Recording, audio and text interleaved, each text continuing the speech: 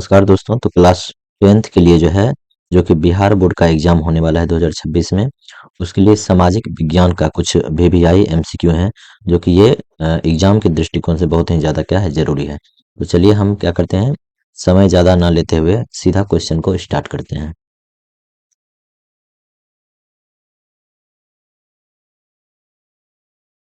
तो हमारा फर्स्ट जो क्वेश्चन है कि फ्रांसीसी क्रांति किस वर्ष शुरू हुई थी। तो ये जो हुई थी 1789 में शुरू हुई थी। फ्रांसीसी क्रांति कब हुई थी? 1789 में शुरू हुई थी। नेक्स्ट क्वेश्चन है हमारा। नेक्स्ट क्वेश्चन देखिए कि रोटी रोटी और केक का संबंध, केक का कथन जो है किससे जुड़ा हुआ है?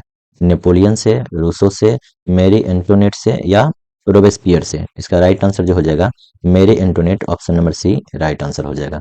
चलिए नेक्स्ट जो क्वेश्चन है हमारा, नेक्स्ट जो क्वेश्चन है कि जर्मनी का एकीकरण किसने किया था? जर्मनी का एकीकरण किसने किया था? तो ऑप्शन ए है हिटलर, बी बिस्मार्क, सी है काइजर या डी है मेटरनिक। इसका राइट आंसर हो जाएगा ऑप्शन बी बिस्मार्क। बिस्मार्क क्या हो जाएगा? तो राइट आंसर हो जाएगा। नेक्स्ट क्वेश्चन है हमारा कि असहयोग आंदोलन जो है, असहयोग आंदोलन किस वर्ष शुरू हुई? असहयोग आंदोलन किस वर्ष शुरू हुई? ऑप्शन है 1915, 1917, 1920 या 1930। तो हमारा राइट आंसर क्या हो जाएगा? 1920 हमारा क्या हो जाएगा? राइट आंसर हो जाएगा। ठीक है, चलिए नेक्स्ट क्वेश्चन देखते हैं। एक्ट कब लागू हुआ? रोलेट एक्ट जो है कब लागू हुआ था? ठीक है, तो इसका राइट आंसर क्या हो जाएगा? ऑप्शन सी 1919 में जो है रोलेट एक्ट लागू हुआ था। चलिए नेक्स्ट क्वेश्चन है। नेक्स्ट क्वेश्चन है हमारा कि वर्नाक्यूलर प्रेस एक्ट जो है, ये किसने लागू किया था? Vernacular press act, Lord Curzon, Lord Lytton, Lord Mountbatten या लॉर्ड डलहौजी? इसका राइट आंसर क्या हो जाएगा? ऑप्शन बी हो जाएगा, लॉर्ड लिटन ने लगाया था वर्नाक्यूलर प्रेस एक्ट। चलिए नेक्स्ट क्वेश्चन देखते हैं। हमारा नेक्स्ट जो क्वेश्चन है कि 1857 की क्रांति की शुरुआत जो है कहाँ से हुई थी? 1857 की क्रांति की शुरुआत कहाँ से हुई थी? ऑप्शन है कानपुर, मेरठ, दिल्ली या झांसी। क्या हो जाएगा राइट आंसर? ऑप्शन बी हो जाएगा मेरठ से। 1857 की क्रांति की शुरुआत मेरठ से हुई थी। चलिए नेक्स्ट क्वेश्चन। नेक्स्ट क्वेश्चन है कि भारत में सबसे अधिक जनसंख्या वाला राज्य कौन है? तो सबसे अधिक जनसंख्या वाला राज्य कौन है? महाराष्ट्र, बिहार, महाराष्ट्र हो गया, बिहार हो गया, उत्तर प्रदेश हो गया या राजस्थान हो जाएगा? तो इसका राइट आंसर क्या हो जाएगा? Uttar Pradesh, option number C right answer हो जाएगा। और दूसरे नंबर पर क्या आ जाएगा? महाराष्ट्र दूसरे नंबर पर हो जाएगा। बिहार पूछा जाए तो ये जनसंख्या घनत्व में सबसे ऊपर है। जनसंख्या घनत्व, अगर जनसंख्या घनत्व पूछा जाए तो जनसंख्या घनत्व में सर्वाधिक स्थान पर, सबसे पहला स्थान पर बिहार आ जाएगा। ठीक है, चलिए नेक्स्ट क्वेश्चन देखते हैं। हमारा नेक्स्ट जो क्वेश्चन है कि काली मिट्टी किस फसल के लिए उपयुक्त है? काली मिट्टी किस फसल के लिए? गेहूं के लिए, चावल के लिए, कपास के लिए या जूट के लिए? तो ऑप्शन सी हो जाएगा कपास के लिए राइट आंसर। और काली मिट्टी को ही रेगुर मिट्टी के भी नाम से जाना जाता है। काली मिट्टी को क्या कहते हैं? रेगुर मिट्टी भी कहते हैं। चलिए नेक्स्ट क्वेश्चन है हमारा। नेक्स्ट मानसून की वापसी जो होती है वो कब होती है? मानसून की वापसी कब होती है? मानसून की जो वापसी होती है अक्टूबर में होती है, अक्टूबर मंथ में होती है मानसून की वापसी। अगर पूछा जाए कि मानसून का आगमन कब होता है, मानसून का अगर आगमन पूछा जाए तो आगमन जो होता है कब होता है? तो 10 से 15 जून के बीच होता है मानसून का आगमन। ठीक है, कहाँ? बिहार में। बिहार में मानसून का आगमन 10 से 15 जून के बीच होता है। चलिए नेक्स्ट क्वेश्चन देखते हैं। हमारा नेक्स्ट क्वेश्चन है कि भारत में लौह अयस्क का सबसे बड़ा उत्पादक राज्य कौन है? लौह अयस्क का सबसे बड़ा उत्पादक राज्य झारखंड, उड़ीसा, छत्तीसगढ़ या कर्नाटक? तो राइट आंसर क्या हो जाएगा? उड़ीसा, ऑप्शन नंबर बी हमारा क्या हो जाएगा? राइट आंसर हो जाएगा। अगर कोयला में पूछा जाए तो उसमें झारखंड हो जाएगा। ठीक है, नेक्स्ट क्वेश्चन देखते हैं कि पश्चिमी घाट की सबसे ऊंची चोटी कौन सा है? पश्चिमी घाट की सबसे जो ऊंची चोटी है वो कौन सी है? नीलगिरी, अनाईमुडी, अन्नामलाई या कार्डमम? तो सबसे ऊंची चोटी हो जाएगा Anamudi, option B right answer हो जाएगा। चलिए नेक्स्ट क्वेश्चन देखते हैं। नेक्स्ट क्वेश्चन कि भारत का सबसे लंबा नदी तंत्र कौन सा है? भारत का सबसे लंबा नदी तंत्र के बारे में पूछा जाए तो वो क्या हो जाएगा? ऑप्शन में है कि ऑप्शन ए है यमुना, उसके बाद है सी में है गंगा और ऑप्शन डी में है गोदावरी। तो राइट आंसर क्या हो जाएगा? तो भारत का सबसे लंबा नदी तंत्र ऑप्शन सी गंगा हो जाएगा। और गंगा की कुल लंबाई पूछा जाए तो भारत में गंगा की कुल लंबाई 2525 किलोमीटर है। कितना है? 2525 किलोमीटर कुल लंबाई है गंगा की। चलिए नेक्स्ट क्वेश्चन देखते हैं। नेक्स्ट क्वेश्चन है हमारा कि लोकतंत्र में सर्वोच्च शक्ति किसके पास होती है? लोकतंत्र में जो है सर्वोच्च शक्ति किसके पास होती है, प्रधानमंत्री, राष्ट्रपति, जनता या संसद। तो लोकतंत्र में सर्वोच्च जो शक्ति होती है वो जनता के पास होती है। ऑप्शन सी हमारा क्या हो जाएगा, राइट आंसर हो जाएगा। चलिए नेक्स्ट क्वेश्चन देखते हैं। नेक्स्ट क्वेश्चन है कि भारत एक डैश है, पूछ रहा है कि भारत एक डैश है, मैंने क्या है, संघीय देश है, एकात्मक है या राजतंत्र है या तानाशाही। हमारा भारत क्या है, एक संघीय देश है। संघ का मतलब क्या होता है, यूनियन। यूनियन मतलब कि जो कि क्या हो सकता है, कोई भी राज्य जो भारत से अलग नहीं हो सकता है, भारत से अलग नहीं हो सकता, इसी को हम क्या कहते हैं, यूनियन कहते हैं। ठीक है, तो हमारा भारत एक क्या है, संघीय देश है। चलिए नेक्स्ट क्वेश्चन देखते हैं। नेक्स्ट जो है कि भारतीय संविधान कब लागू हुआ था।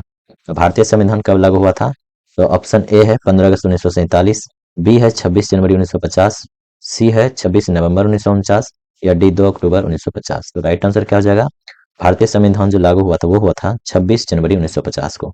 आज के ही दिन 26 जनवरी 1950 को भारतीय संविधान लागू हुआ था और हम इसी दिन क्या मनाते हैं, गणतंत्र दिवस के रूप में मनाते हैं। इसी दिन को गणतंत्र दिवस या रिपब्लिक डे के रूप में मनाते हैं। 15 अगस्त को क्या हुआ, तो 15 अगस्त को हम लोग स्वतंत्रता दिवस मनाते हैं। और 26 नवंबर को जो क्या हुआ था, तो इस दिन जो है तैयार हो गया था संविधान बन करके। संविधान बन करके तैयार हो गया था 26 नवंबर 1949 को, और इसे लागू किया गया था 26 जनवरी 1950 को। ठीक है, और 2 अक्टूबर हम जानते हैं क्या होता है, गांधी जयंती मनाया जाता है। नेक्स्ट क्वेश्चन है कि मौलिक अधिकारों की संख्या कितनी है, कुल मौलिक अधिकार कितने हैं। 5 है, 6 है, 7 है या 8 है। तो राइट आंसर क्या हो जाएगा, ऑप्शन नंबर बी हो जाएगा राइट आंसर। मौलिक अधिकारों की संख्या 6 है। पहले जो है मौलिक अधिकार 7 हुआ करता था। कब, तो ये 44वें संविधान संशोधन, 44वें कॉन्स्टिट्यूशनल अमेंडमेंट 1978 से क्या किया गया कि इस संशोधन के बाद से जो संपत्ति का अधिकार था उसे हटा दिया गया और कुल मौलिक अधिकार हमारे पास सिर्फ 6 रह गए। ठीक है, चलिए नेक्स्ट क्वेश्चन हम देखते हैं। नेक्स्ट क्वेश्चन है कि चुनाव आयोग किस प्रकार की संस्था है। चुनाव आयोग जो है कैसी संस्था है, न्यायिक है, कार्यपालिका, विधायिका या स्वतंत्र संवैधानिक संस्था है। तो चुनाव आयोग जो है स्वतंत्र संवैधानिक संस्था है, तो ऑप्शन डी हमारा राइट आंसर हो जाएगा। चलिए नेक्स्ट क्वेश्चन है कि ग्राम पंचायत का प्रमुख कौन होता है। ऑप्शन है सरपंच या विधायक या सांसद या सचिव। तो ग्राम पंचायत का जो प्रमुख होता है वो सरपंच होता है, तो ऑप्शन ए हमारा क्या हो जाएगा, राइट आंसर हो जाएगा। चलिए नेक्स्ट क्वेश्चन देखते हैं। नेक्स्ट है कि भारत में योजना आयोग की स्थापना कब हुई थी। भारत में जो है योजना आयोग की स्थापना कब हुई थी, 1947, 1950 में, 1951 में या 1955 में। राइट आंसर क्या हो जाएगा, 1951 हमारा राइट आंसर हो जाएगा कि योजना आयोग की स्थापना 1951 ईस्वी में हुई थी। नेक्स्ट क्वेश्चन, नेक्स्ट है कि गरीबी रेखा का निर्धारण किस आधार पर किया हो जाता है। गरीबी रेखा का निर्धारण किस आधार पर होता है। ऑप्शन है आय के आधार पर, खर्च के आधार पर, कैलोरी सेवन के आधार पर या सभी। इसका राइट आंसर क्या हो जाएगा, सभी हो जाएगा। आय के भी हिसाब से होता है, खर्च के भी हिसाब से होता है कि कौन आदमी कितना खर्च कर रहा है, जितनी उसकी आय होगी उसी हिसाब से उसका क्या होगा, खर्च होगा। और कैलोरी सेवन के भी हिसाब से होता है, यानी ऑप्शन डी हमारा राइट आंसर हो जाएगा। चलिए नेक्स्ट क्वेश्चन देखते हैं। नेक्स्ट क्वेश्चन है कि मानव विकास सूचकांक यानी कि HDI, ह्यूमन डेवलपमेंट इंडेक्स, किसने तैयार किया था। जो ह्यूमन डेवलपमेंट इंडेक्स को जो तैयार किया था ये UNDP ने किया था। किसने किया, UNDP। UNDP मतलब यूनाइटेड नेशंस डेवलपमेंट प्रोग्राम। इसका फुल फॉर्म आप याद रखें, क्वेश्चन पूछा जा सकता है। UNDP का तो यूनाइटेड नेशन डेवलपमेंट प्रोग्राम होता है। IMF का क्या होता है, IMF का क्या होता है, इंटरनेशनल, इसको लिख देते हैं इंटरनेशनल। M से हो जाएगा मॉनेटरी,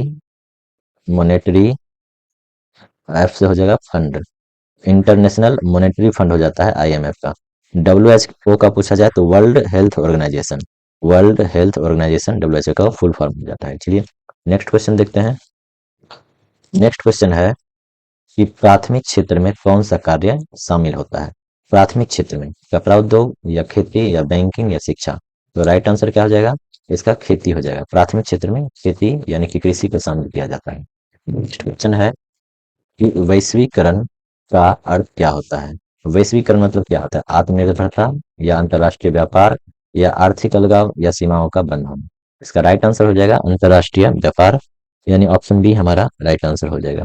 नेक्स्ट क्वेश्चन देखते हैं। नेक्स्ट है कि सहकारी बैंक का मुख्य कार्य या मुख्य उद्देश्य क्या होता है। सहकारी बैंक का मुख्य उद्देश्य, तो ऑप्शन है लाभ कमाना, सेवा देना, कर वसूलना या निवेश बढ़ाना। इसका राइट आंसर क्या हो जाएगा? तो सेवा देना, यानी ऑप्शन बी इसका राइट आंसर हो जाएगा। नेक्स्ट क्वेश्चन देखिए। हमारा नेक्स्ट क्वेश्चन है कि भारत का राष्ट्रीय पशु कौन सा है? ये तो सबको याद होना चाहिए, बाघ राष्ट्रीय पशु हो जाएगा। नेक्स्ट क्वेश्चन, नेक्स्ट है कि संविधान सभा के अध्यक्ष कौन थे? ऑप्शन है डॉक्टर अंबेडकर, डॉक्टर राजेंद्र प्रसाद, जवाहरलाल नेहरू या सरदार पटेल। राइट आंसर क्या हो जाएगा? तो doctor Rajendra Prasad, option B right answer हो जाएगा। डॉक्टर अंबेडकर कौन थे? तो ये प्रारूप समिति के अध्यक्ष थे। कौन थे? प्रारूप समिति के ये अध्यक्ष थे डॉक्टर अंबेडकर। चलिए नेक्स्ट क्वेश्चन देखते हैं कि भारत का पहला पंचवर्षीय योजना किस पर आधारित थी?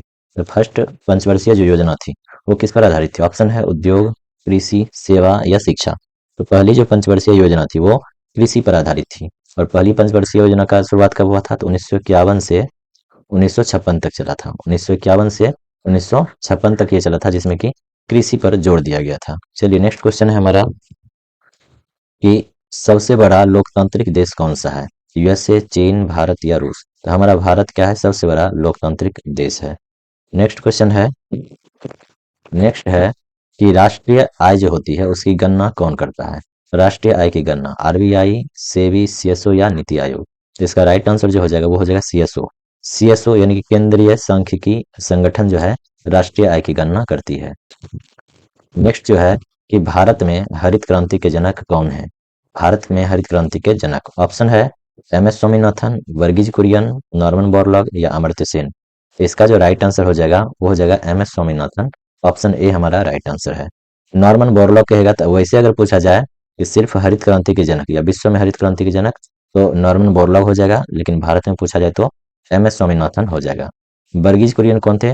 ये श्वेत क्रांति के जनक थे वर्गीज कुरियन। चलिए नेक्स्ट क्वेश्चन देखते हैं कि सबसे अधिक वर्षा वाला स्थान कौन सा है? सबसे अधिक वर्षा का स्थान, ऑप्शन है शिलोंग, चेरापूंजी, मानसिनराम या दार्जिलिंग। तो राइट आंसर इसका हो जाएगा मासिनराम। मासिनराम कहाँ है? तो ये मेघालय में है। कहाँ है? मेघालय में है मासिनराम। और यहीं क्या है? सर्वाधिक वर्षा होती है। और मेघालय जो है, मेघालय का जो है कैपिटल कहाँ है? शिलोंग है। नेक्स्ट क्वेश्चन देखते हैं। नेक्स्ट है कि भारत का सबसे बड़ा बांध कौन सा है? ऑप्शन है भाखड़ा नंगल, हीराकुंड, टिहरी बांध या सरदार सरोवर। इसका राइट आंसर हो जाएगा भाखड़ा नंगल। भाखड़ा नंगल भारत का सबसे बड़ा बांध है। और ये किस नदी पर है? तो ये सतलज नदी पर है। किस नदी पर है? तो सतलुज नदी पर है भाखड़ा नंगल डैम। ठीक है। हीराकुंड किस नदी पर है? तो हीराकुंड जो बांध है ये है हीराकुंड महानदी पर है। किस नदी पर है? महानदी पर है हीराकुंड डैम। अगर पूछा जाए टिहरी बांध, तो टिहरी किस पर है? तो टिहरी जो है भागीरथी पर है। और सरदार सरोवर बांध जो है ये नर्मदा नदी पर है। चलिए नेक्स्ट क्वेश्चन देखते हैं। हमारा नेक्स्ट क्वेश्चन है कि आरबीआई की स्थापना कब हुई थी?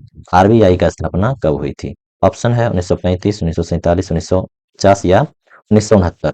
तो आरबीआई की जो स्थापना हुई थी ये 1935 में हुई थी।